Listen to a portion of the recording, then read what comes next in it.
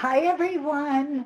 This is Melnyk, and I want to welcome you to our full National Institute for Evidence-Based Practice webinar. I first want to wish everybody a very happy and blessed Thanksgiving. I hope you take some time to enjoy the day and spend some good interaction with family and friends. And because, as you all know, I serve a joint position here at Ohio State as an addition of my role with the Fuld Institute and Dean of the College, I'm also the university's Chief Wellness Officer. So I have to start with a wellness tip. And that tip today is I encourage you to stand or to walk around your office or practice setting during my talk. I have a couple little facts to share with you, and that is beware of the chair. Because if we sit 3 or more hours a day, we increase our cardiac risk by 30%. And if we sit 5 or more a day, that is actually comparable to smoking 1.25 packs of cigarettes on our bodies, and that is evidence-based. So please sit less and stand more. I'm going to talk today about creating a vision and leading a change to best practice. Behavior change is what I call character building. Most people don't change unless crisis happens or their emotions are raised.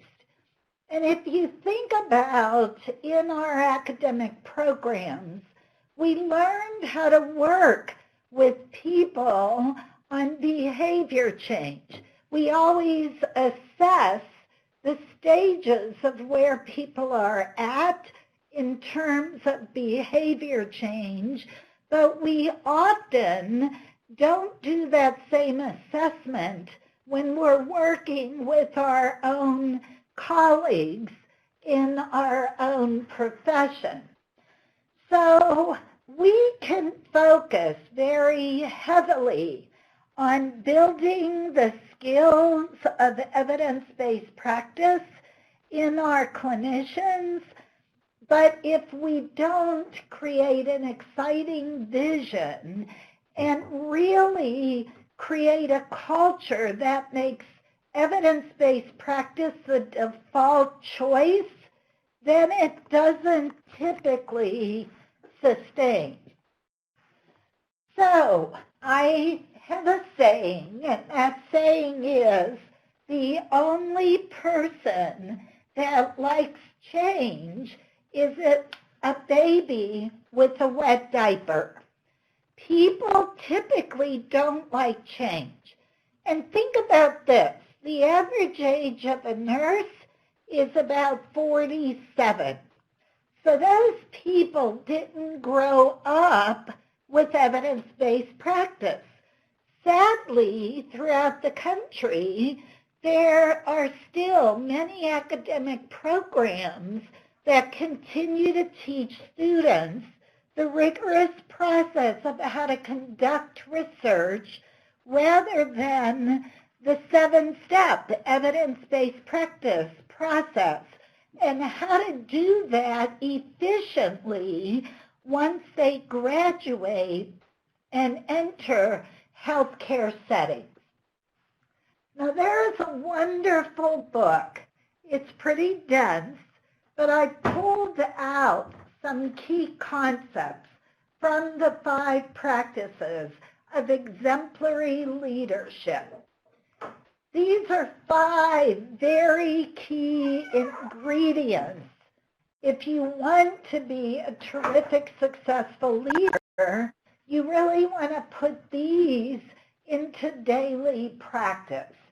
And that is, first off, we as leaders, when we're leading evidence-based practice, whether it's in healthcare systems or in colleges, we've got to get people excited about a team dream, a vision. And nothing happens without first a dream. I will tell you, we have more than 50% of clinicians that are practicing not engaged anymore, and they're suffering from symptoms of burnout. Some of that is because people have lost their purpose, their vision, their passion for what they want to achieve.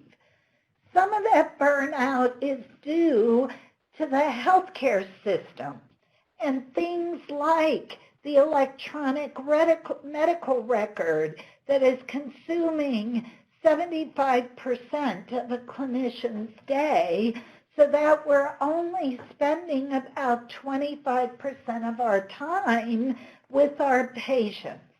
So that's taking joy away from the primary reason we may have entered nursing. But if you are a leader, the first thing you need to do with your team is you've got to inspire that shared dream or that vision. Without that, it's going to be really tough to keep people motivated. Strategic plans are important, but they're not more important than creating that dream that everybody can find and feel a part of. The second key leadership practice is to enable other people to act. That brings in fostering collaboration, building trust and teamwork, and then empowering your folks to achieve that vision that everybody is excited about. There are many leaders, unfortunately, who are micromanagers, and that really can squash innovation. I always say, hire well, hire people. I'd rather hire somebody with a great attitude because I can always build skill. But once you hire people, you have to make your expectations clear, and then you have to give people the latitude to achieve that and not micromanage them, but empower them. Another key strategy is encouraging the heart. There's a lot of people who feel uncomfortable about sharing stories. Stories are powerful. They motivate people to change behavior.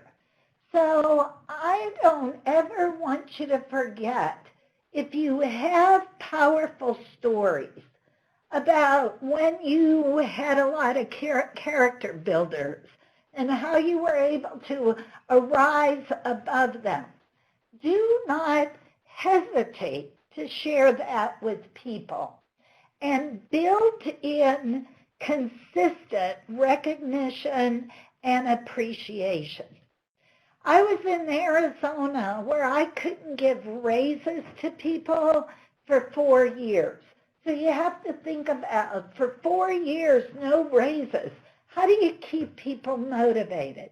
You keep them motivated with an exciting dream as well as appreciation and celebration and telling people you sincerely appreciate what they do. Lastly, we need to challenge the process. Leaders venture out and take risks. Sometimes it is better to ask forgiveness and then permission. A lot of times leaders get frustrated because they don't see change happening. But what we as leaders have to realize is many times change is happening. We just have to be a little bit more patient along the way. If you're a high D personality like me, but I'm also high I like to have fun, we have to realize that high Ds want to move and shake quick, but we have to sometimes pull back a little bit, be a little bit more patient, and that's a character builder for me. But we got to teach our nurses to be more pioneers, to be more risk takers. There was a study done with older adults, and they asked these older adults, what is the one thing you regret most about your life? Well, it wasn't what they did, it's what they didn't do, the risks that they didn't take. So we don't want to get to the end of our lives and say we didn't do something that we were really passionate about because we didn't want to take risks. I mean, what's the worst thing that can happen if you take a risk and somebody tells you no? It's okay. You move on and you stay persistent. But I always say success is going from one failure to the next with enthusiasm. And then we again have to enable others to act. So never forget when you're trying to create change, whether it's a smaller unit that you really want to saturate with evidence-based practice or a large organization, you've got to first have the vision. If you are entering a new position, you have 90 days, the first 90 days, to establish your leadership. There's a book that's called The First 90 Days that if you're entering a new job or a new role, I'd encourage you to read that. But those first 90 days are critical. If it's not your first 90 days, but you want to get a change going in your organization, think about the next 90 days. You have 90 days to create the vision and get the buy-in from your organization or your team. I never want you to underestimate the power of that exciting vision. It has to happen first if you're going to get the buy-in and keep the buy-in to your organizational change. I had the pleasure of meeting Mark Spitz once, and he said, do you think it got me all fired up to wake up at 4:30 every morning, go to a cold swimming pool, and swim 5 hours elapse a day, training for the Olympics, looking at a black line on the bottom of the pool? He said, that didn't excite me. What excited me was as I swam, I didn't see the black line anymore. All I saw was my dream of getting up on the Olympic platform and getting a gold medal around my neck.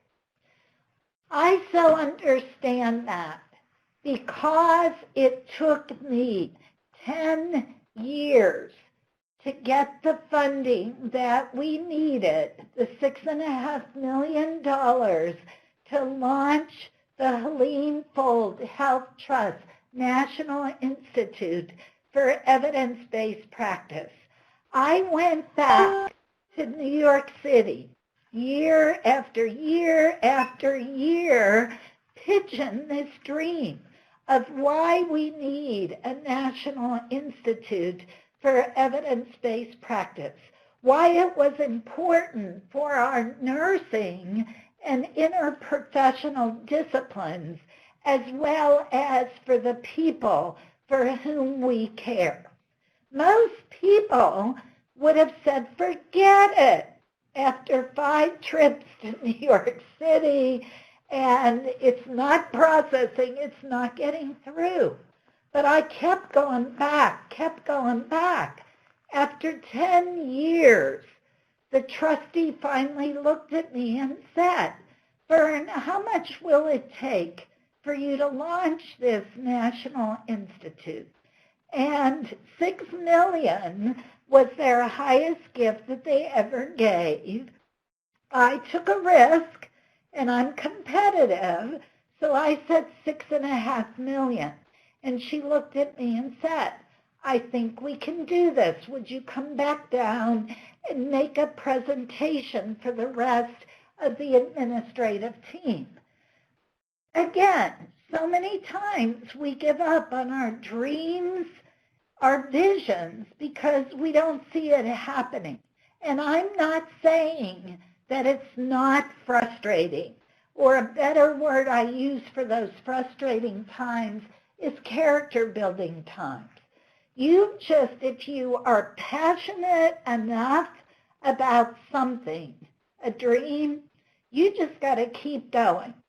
Every no, you're one step closer to a yes, and that's what you have to keep telling yourself.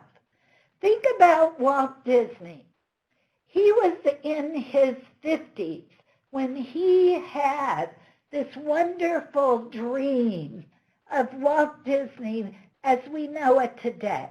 He was bankrupt at that age with this big dream, but he kept going around to bankers and investors trying to convince them to invest in that dream.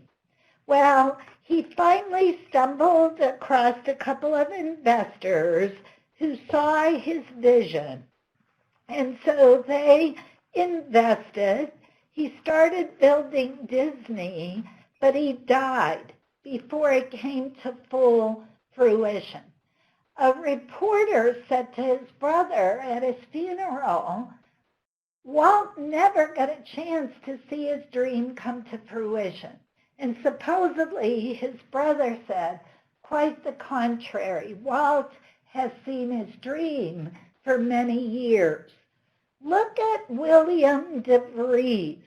He was the surgeon that inserted the first artificial heart in a human patient. People said, you are nuts. That is never going to happen. But you know what?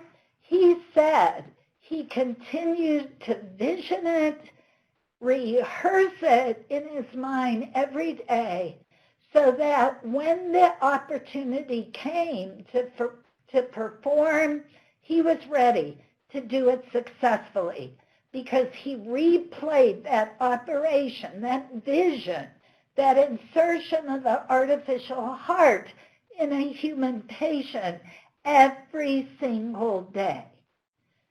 So if I could be your fairy godmother today and give you any dream or wish you can accomplish in the next 5 to 10 years, what are you going to do if you know you cannot fail? It's not enough to think it. You've got to write it down. You got to put a date on it, and you have to place it where you can visualize that every day. Because evidence shows people who not only dream things, but write them down and look at them regularly are more apt to achieve them. And then after you vision it, you've got to think it. You've got to have the belief that this can indeed get done. And you've got to keep your dreams bigger than your fears, and you have to keep your dreams bigger than every negative thing that is said around you. If I could share with all of you all the dreams I've had, all the character builders, all the skeptics that I have been through, all the negatoids out there who would tell me that's never going to happen, that's a crazy dream. I am so glad I continue to believe these things could be accomplished. And if you're really interested in my life story and the lessons that I learned from my life's leadership and innovation journey, I am writing a new book with one of my faculty here. It's called Evidence-Based Leadership, Innovation, and Entrepreneurship. But in the first chapter, I tell my life story and the character builders I've had along the way and the valuable lessons I have learned from that. And that book will be out this summer, and it's being published by Springer. Written goals, as I just mentioned, are essential. So it's not enough to dream things. You've got to believe them, you got to write them down, and then you must persist through the character builders. And you got to remember, anything the mind can conceive and believe, it can achieve. Because belief at the beginning of any successful endeavor is the one element that will ensure success. So after you got the dream, you've got the belief, you got the team to buy into this vision, then you do have to formulate a well-defined and written strategic plan. Would you take off for a trip to California from Maine if you didn't have a map or a GPS? So it's really critical that you have a well thought out and detailed strategic plan about how you're going to create this change to evidence-based practice in your unit or in your organization. Because as part of that plan, you have to think about barriers. What barriers are you likely to come across so that you think about what strategies you're going to implement as the barriers come up, so you're prepared and you don't lose a lot of time. So again, good strategic plan is in place now. You've got a team. Everybody's bought into the vision, the plan. People know the expectations. Members of the team know what they're all supposed to do. And the fifth element is going to be persistence to achieve that vision and plan. When I was younger and much less wise, I was always really enthusiastic about evidence-based practice, but I spent way too much time trying to convince the resistors and the late majority on why they needed to jump on my evidence-based practice train. So if you look at this bell curve and you really put Rogers' diffusion of innovation model into practice, you'll go into your organization and you're going to look first for the people with a twinkle in their eye and a fire in their belly. So who's ready to move with you right now? Do not spend time on people who resist you. you've got to remember, most people resist change because they have fear about that change. So sometimes what works is to put people in a room who are fearful and have a transparent conversation with them to say, I see you're having a character building time with this change that we're trying to implement here. What are you afraid of? Sometimes getting people to vocalize their fears gets them out, and then they're more receptive to change. But again, don't spend a lot of time on the laggards and on the late majority. So as a leader, you come into a group, you create an exciting vision, but this is the look you often get. And people will say to you, what?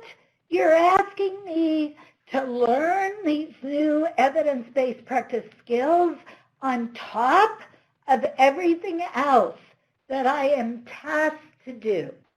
But that's the misperception. Yes, you have to spend time learning them at first, practicing them. But once you learn them, that is the foundation from which we will practice for the rest of our careers. But you have to realize people get stressed, and when they get stressed about learning a new set of skills or their organization making a change, productivity actually drops temporarily. And this is often what frustrates leaders. They're like, this change should be moving things in the right direction, but it's going in the opposite direction. It is. That's normal. That's a normal stage in the change process. And then another normal stage in the change process is change fatigue. People get worn out because they're usually really busy, and now they have to learn a new set of skills. So the best thing you can do to overcome change fatigue is recognizing people for their efforts on a regular basis, celebrating little movements and successes. My favorite motivational speaker, Les Brown, always says, when you fall down, fall on your back. Because if you can look up, you can get up, and you can keep on going. So I have read so many books on change because I want to be the most effective leader that I possibly can be. And I'm a leader that does a lot of change very quickly.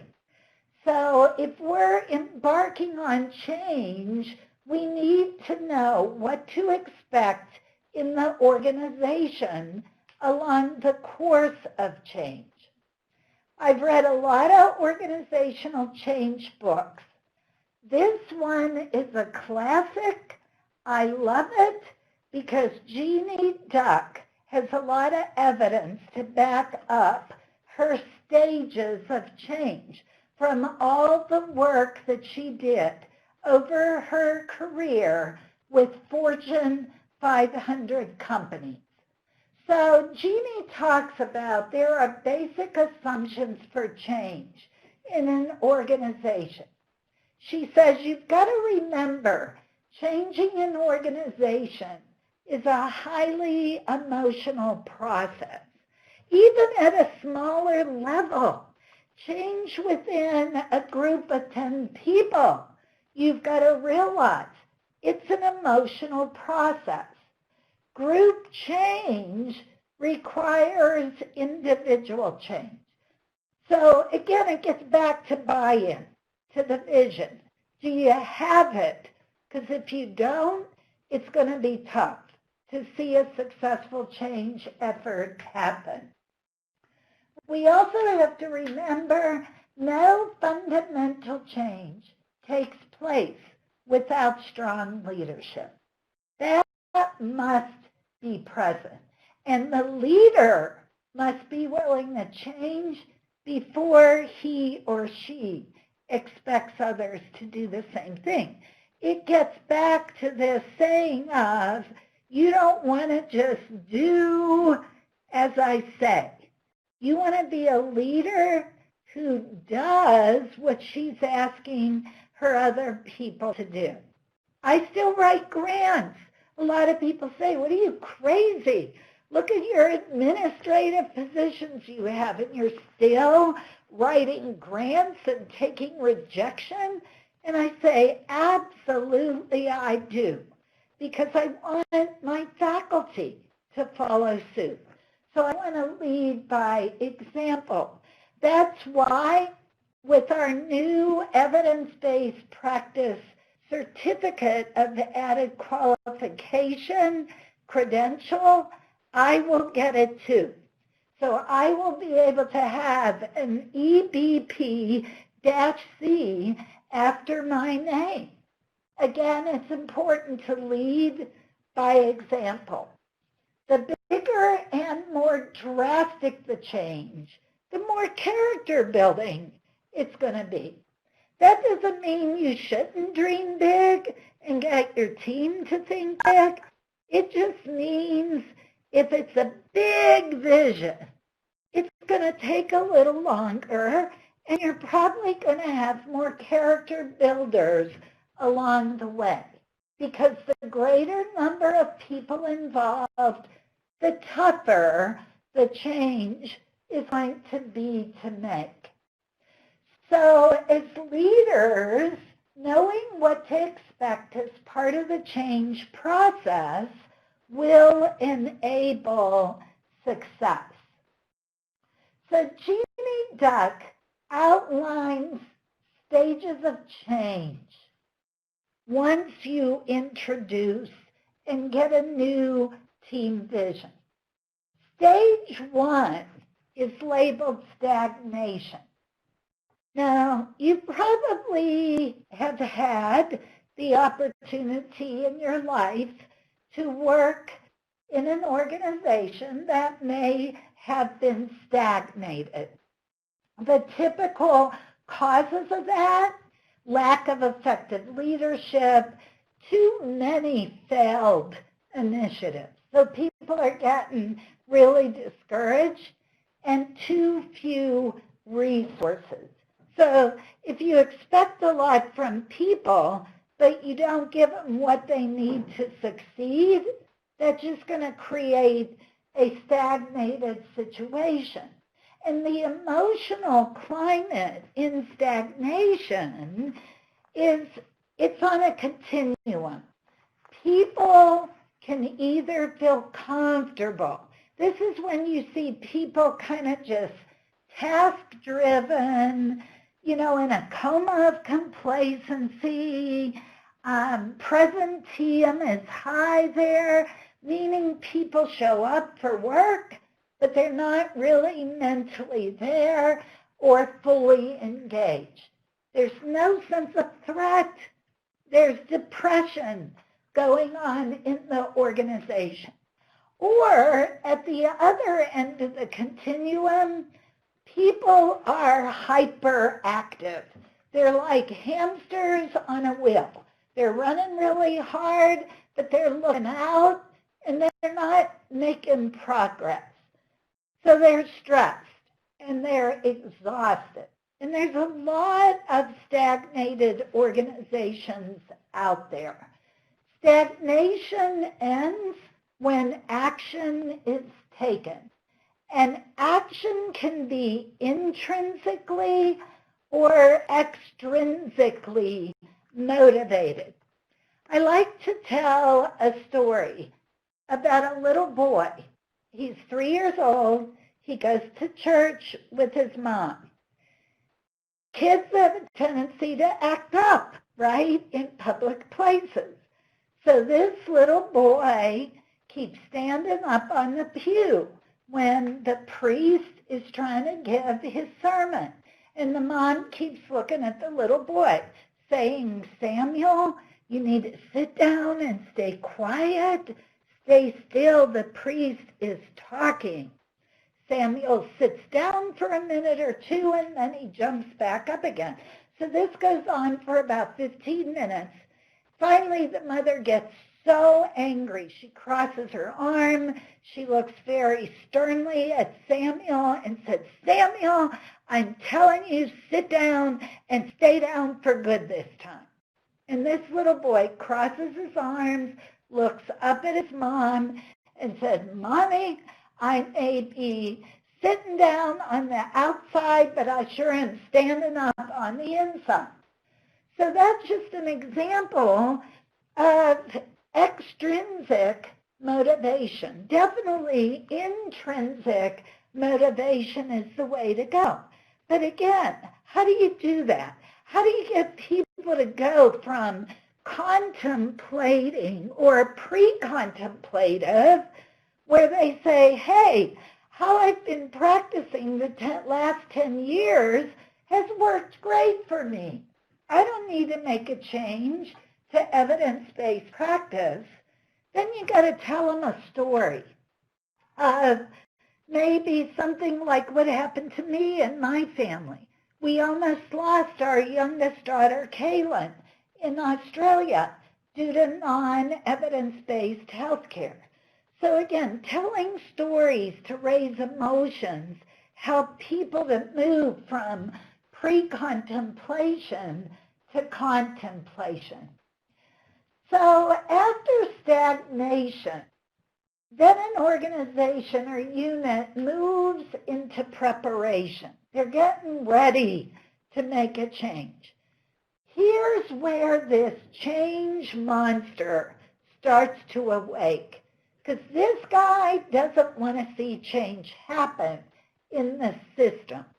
For the first time, maybe in a long time, people are hopeful, but they're anxious and stressed because this means they got to do something different or new than what they're used to.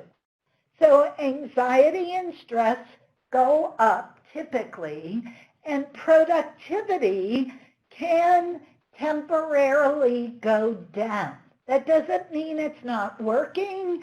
It's a normal part of the change process. Buy-in is essential at this point, and everybody's got to ask themselves, for us to achieve this vision, what am I willing to do?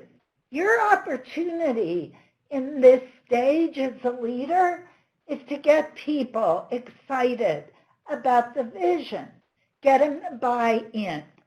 But the danger, and this is where some change efforts fail, is you go in, you get the team excited about a vision, then you go away for 9 months to do a strategic plan. By that time, people get their enthusiasm wanes. So you got to get people excited, and then you got to get them going on the implementation of a good, solid strategic plan. So you got to be careful. Your length of preparation is either too short, so you're not well prepared for the change, or it's way too long. So when you come back with a strategic plan, people just aren't excited anymore.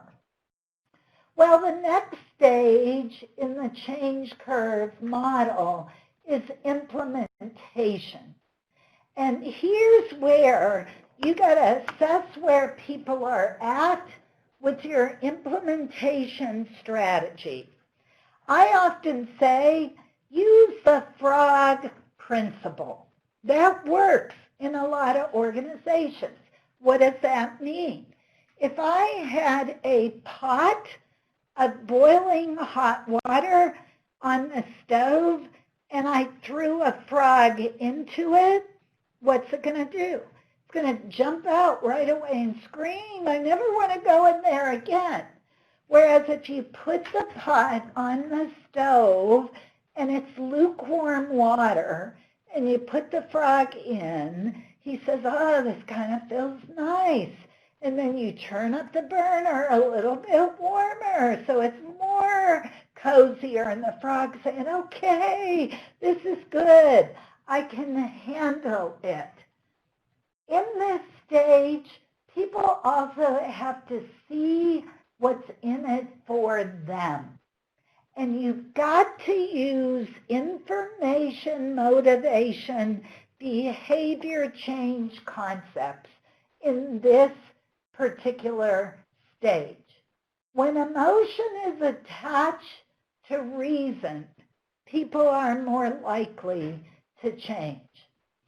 This stage 4, though, is the stage where most change efforts fail.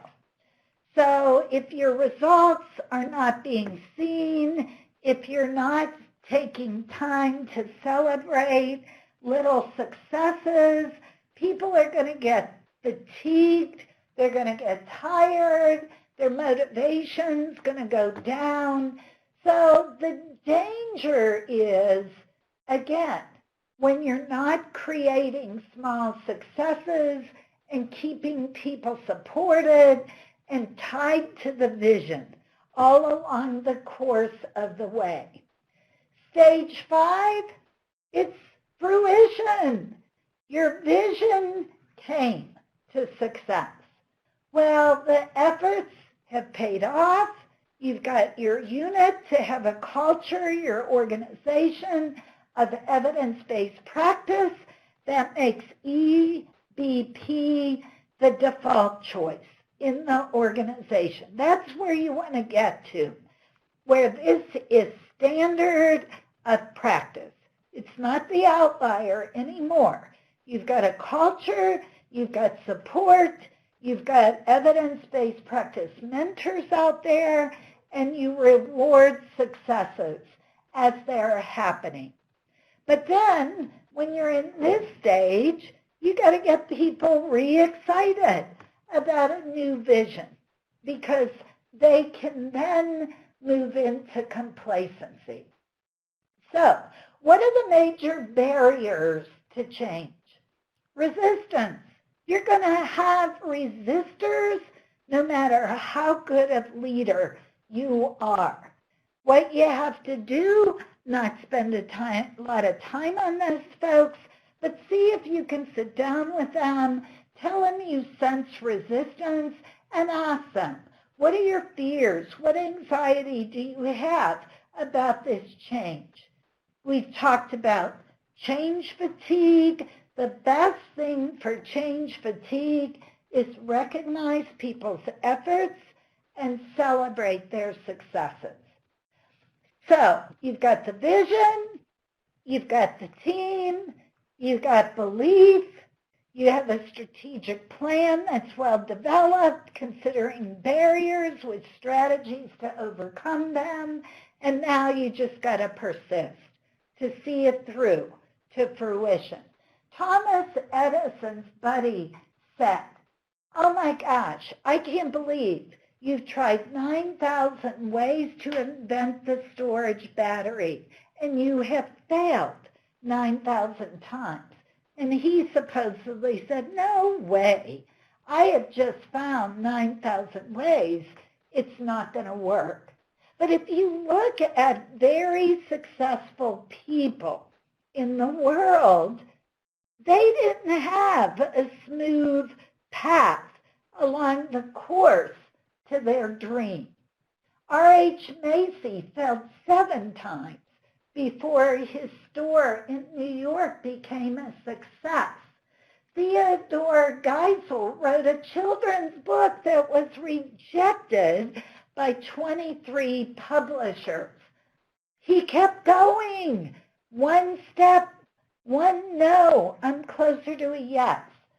The 24th publisher sold 6 million copies of the Dr. Seuss book. That's a true story. And Fred Astaire's first screen test assessment supposedly said, he's losing hair. This guy can't sing. He can only dance a little. They didn't stop because of that feedback. They held their dream in front of them, and they kept going. So I'm going to finish with a story. When I was in Thailand a few years back, I did a keynote presentation for a pediatric congress over there, and after the congress, I was on a long-tailed boat with my family going to a floating market. I had a guide who was a retired philosophy professor, and he said, "Bern, do you know we have an Asian bamboo tree that we plant over here as a hard seed, and every day for 5 years, we have to water that seed. Nothing sprouts for a full 5 years of watering. And then after 5 years, the seed breaks ground and it grows 90 feet in 90 days." And he looked at me and he said, "Did the tree grow 90 feet in 90 days or 5 years in 90 days?" The answer was 5 years, 5 years of watering.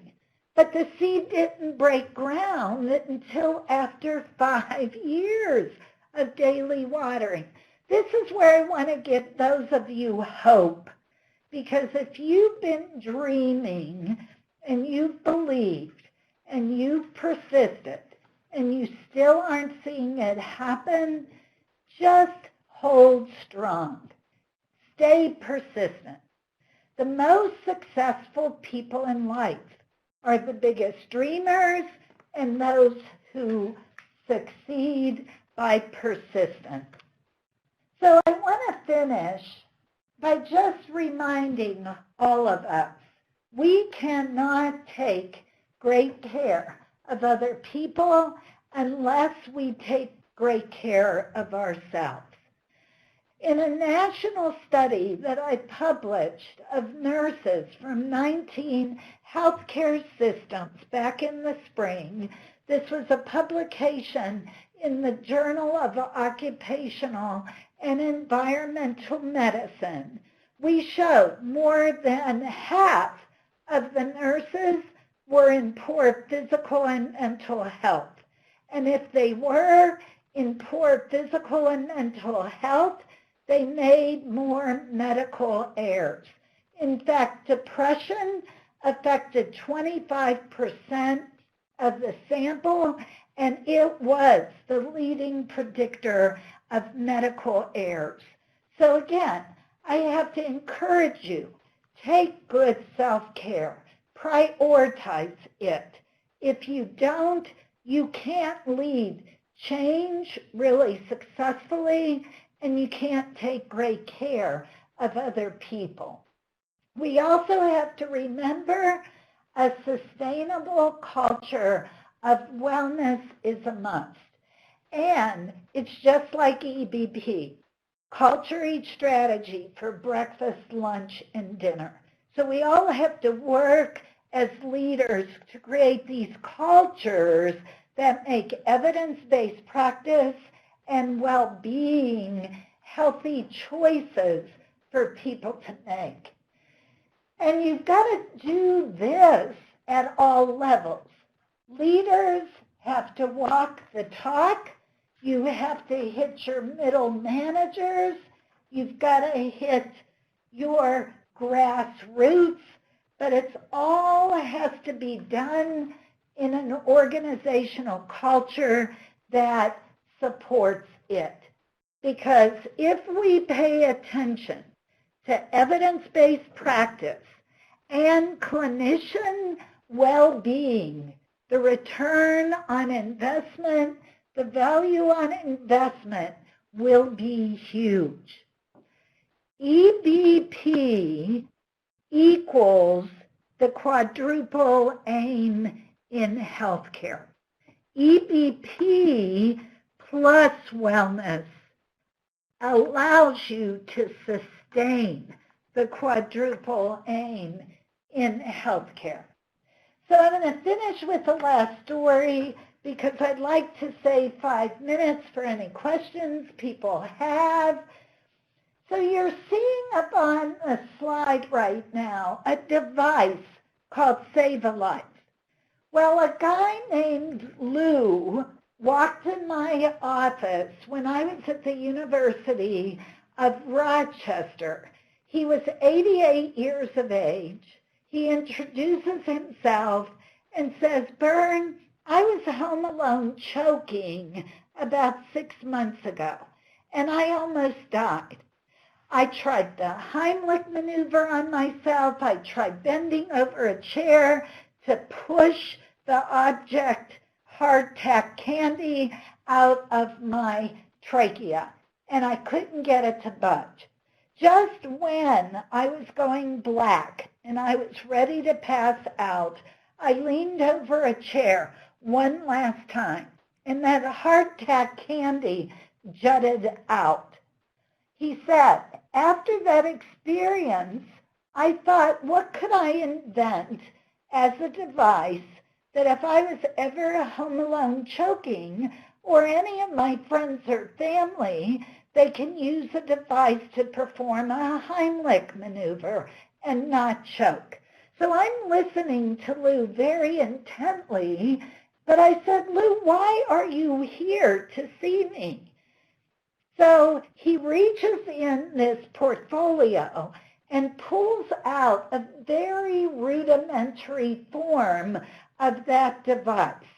It was a broom handle with a styrofoam block on the end of it, paper roll handles, masking taped to it. You guys can vision what that looked like.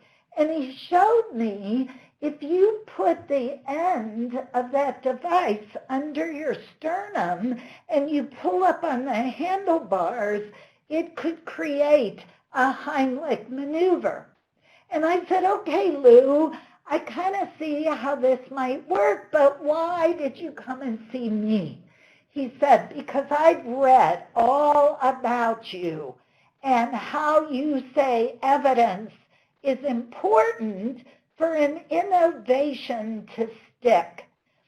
And he said, I came to see you today because now I want you to get me the evidence behind this device. So I looked shocked for about 10 seconds, and then the creative part of my brain said, okay, I'm going to help this gentleman out, and we're going to get evidence that a device like this can work. So I gathered a team of people together. We researched the evidence behind the Heimlich maneuver, which, by the way, there's not a ton of evidence behind the Heimlich. But I thought we can set up a clinical trial that we can test the Heimlich maneuver against Lou's Save a Life device with choking Charlie. So in the interim, I get recruited away to Arizona, and I kind of forgot about this project. So 4 years after I got to Arizona, my assistant gets on the phone and says, Bern, there's a guy named Lou on the phone for you from Rochester, New York. I got on the phone. I said, Lou, is this you? You're still alive. I'm so excited.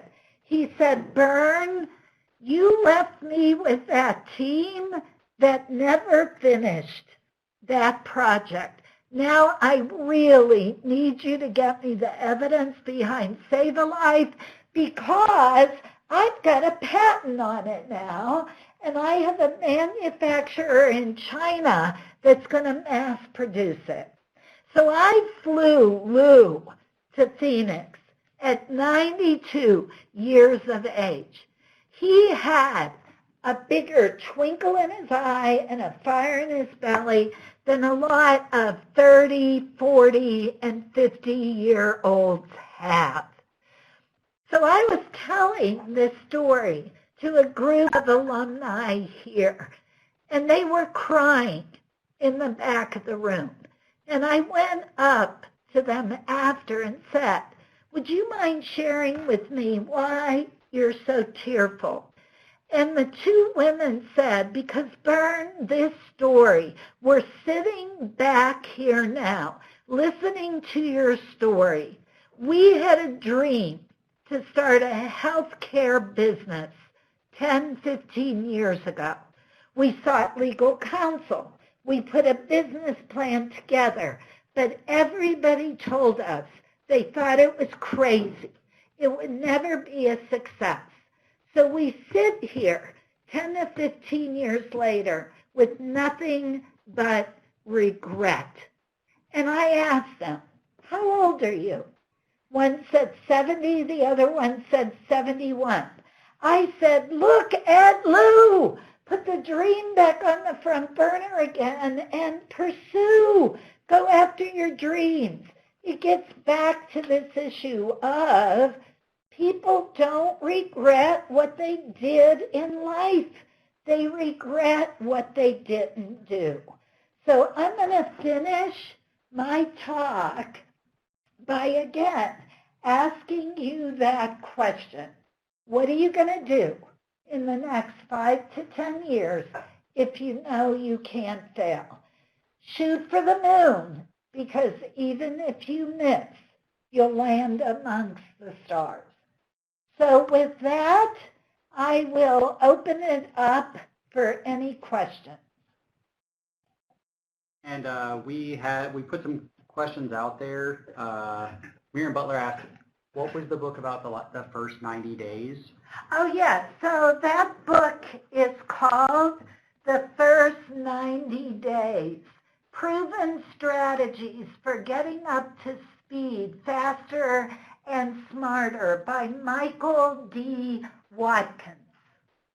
And kindly, Christy Dalby put that information in the chat. So if you're looking for that written, it's in there for you. And we haven't had any questions, just a lot of thank yous to you, Bern, for the inspiration. Looks like we have a few folks typing. We'll give them one more minute, and then I know, Bern, you have to go.